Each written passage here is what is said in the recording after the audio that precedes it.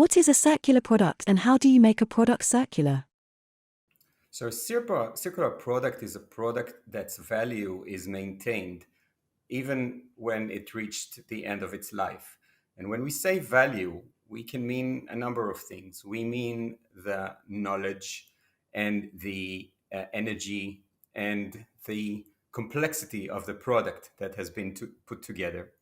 We can mean the materials that have been integrated in the product, and we can mean the components that have been integrated in the product. So all of these aspects are necessary when you talk about a circular product and about extending its value throughout its life cycle and at the end of its life.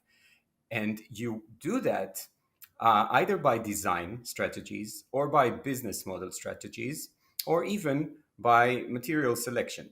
So, what do I mean by design strategies? For example, you can design for recyclability, you can design for repair, you can design for remanufacturing. There are various strategies that you can put in a design phase that makes the product circular. Many people think that design for recyclability is critical, but actually many products fail at the sorting phase before it even reaches the recycling plant. So design for sortability is also a critical strategy when you try to design a circular product. I mentioned also business models. So when we talk about business models and try to make a product more circular, we also talk about extending its lifetime. And how do you extend the lifetime? For example, by offering the product in a shared model, in the sharing economy, so that many more people can use that, and then we extend its serviceability. We can, of course, integrate cradle to cradle design. So we choose materials that are more suitable for the circular economy. Many strategies for the design of a circular product and for the definition of a circular product. What are some new forms of contracting that could be interesting for green innovation? Yes, so when you have a green product, often that means that you suffer from a small scale because you haven't penetrated the market wide enough yet. And you also need to prove yourself because you are usually new, you're usually innovative. And those two things often mean that buyers are not that keen on buying you particularly, either because you're too expensive or because there's no experience with you. So the fact that you need to prove yourself and the fact that your business model is not always that robust mean that maybe you need to think on new forms of contracting in order to be able to sell the green product. What do we mean by that? Instead, for example, instead of selling a product, maybe you can sell the service of the product. Maybe you can sell the performance in the product. And maybe I can exemplify that with something. If you sell a product that has been designed for recycling, but the buyer doesn't actually recycle the product or doesn't send it for recycling, then this is just an unnecessary feature that nobody's doing anything and it's expensive.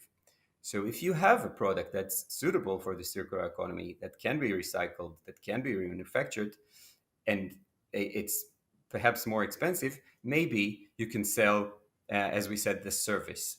An example would be if you have a chair that could be remanufactured or could be easily fixed, instead of selling the chair, you can sell seating hours.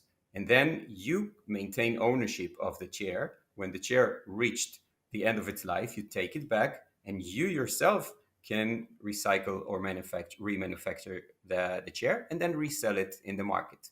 So that's an example for offering a service. What do I mean by offering the performance of a product? Again, you have an excellent product. For example, you have a filter that can filter out COVID-19 viruses from a classroom. Instead of selling the filter, perhaps you can sell clean classrooms. And then again, you have a contract for a longer period of time. You maintain clean classrooms. And then at the end of the life, you take the product back and then you can remanufacture and sell it back.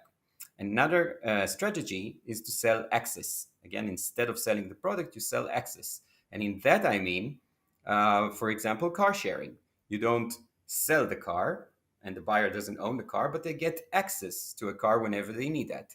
And that you can take to also many other sectors and products. For example, MRI devices. Not necessarily the hospital has to own the MRI, it can get access to an MRI. Agricultural machinery, not necessarily have to own them, you can get access to them. And if you have really a green innovative product that is hard to sell in the traditional model, perhaps you can look into some of those innovative contracting models. How can you present your green credentials to prospective buyers? Yeah, so we have to remember here that the problem is two-sided. On the one side, you want to prove that your product is indeed sustainable. On the other side, the buyer wants to know for sure that your claims are verifiable.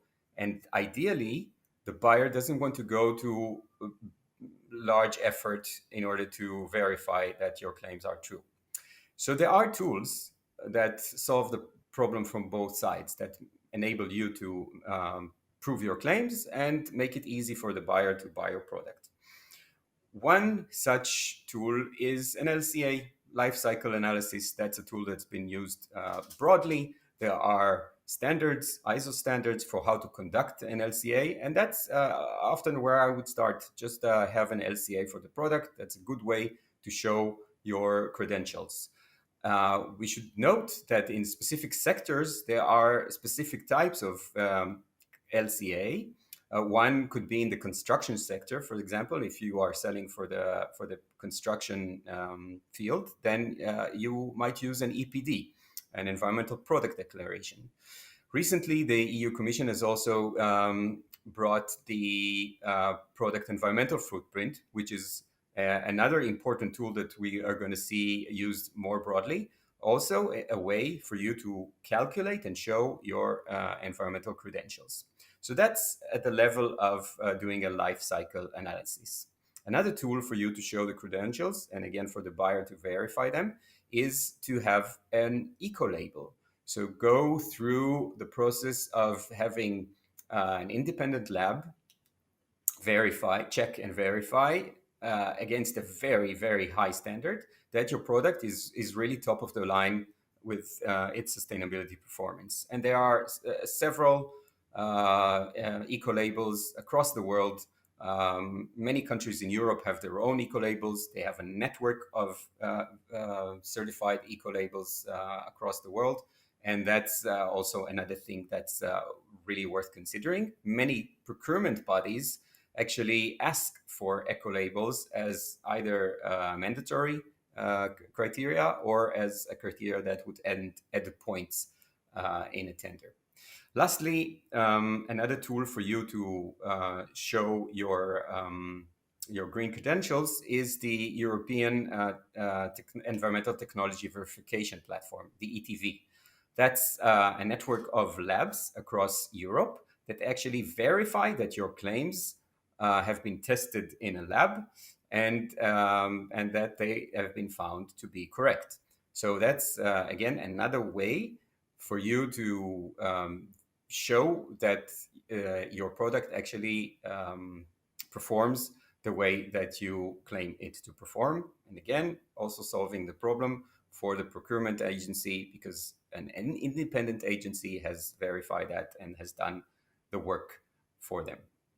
How can startups work with public bodies? So when we are selling to public bodies, we have to remember that public bodies are usually large, spread geographically, which creates a problem often for startups and SMEs in giving service or in giving maintenance over large areas. We have to remember that large bodies have a big volume of procurement, which again often poses a problem for SMEs that are still not used to producing large volumes. And perhaps lastly, large public bodies are very open to public criticism, and therefore they are risk averse. And you, with an innovative green product, are a risk. So everything kind of works against you when you try to sell to public bodies, and you need to understand where they come from. So what do we do when that's the opportunity that we have? So first off, perhaps start small and grow together with that either local authority or public body. Don't start immediately at full speed. That's almost trivial to say, but start small. Second, public bodies or large entities often prefer to buy from large companies because they know they can give the service, they can be geographically spread, and they can give answers to many of their issues. So you should consider stepping on the shoulders of giants and working with a larger contractor that could sell you as their subcontractor. So don't be contractually directly in front of the local authority or the public body, but work through a larger entity. Lastly, I would suggest looking for the innovation platform of that, for example, local authority. Many local authorities and the national governments have a separate stream of procurement that's specifically dedicated to innovative solutions, and their demands would be more lax or more flexible. So also consider and look into the opportunities to sell your product through an innovation platform, because that would perhaps be your way into the more established procurement procedures of that entity that you're interested in. What can you do when there is no specific tender for your product? Yeah, so many times you have a solution, but the public agency doesn't know that they need your solution. So there is no procurement process, there's no tender for your solution. What do you do then? So first, again, as we spoke about in the last question, try to work through the innovation platform anywhere. So if you broke in one of the innovation platforms, for example, in Europe, it would be easier for you to go to another public body and say, hey, this municipality or this government has already started negotiating with me. Perhaps you can consider this as well. So looking into those opportunities of the various innovation platforms that exist across Europe and the world, and this could be a starting point to convince a public entity that they also want to have a tender for your services. Second, do the ETV. We mentioned before the Environmental Technology Verification Platform. Do an ETV when you have this certificate from a European lab. Again, it's easier to come to a public entity and say, here's a great product that has been verified by a European lab.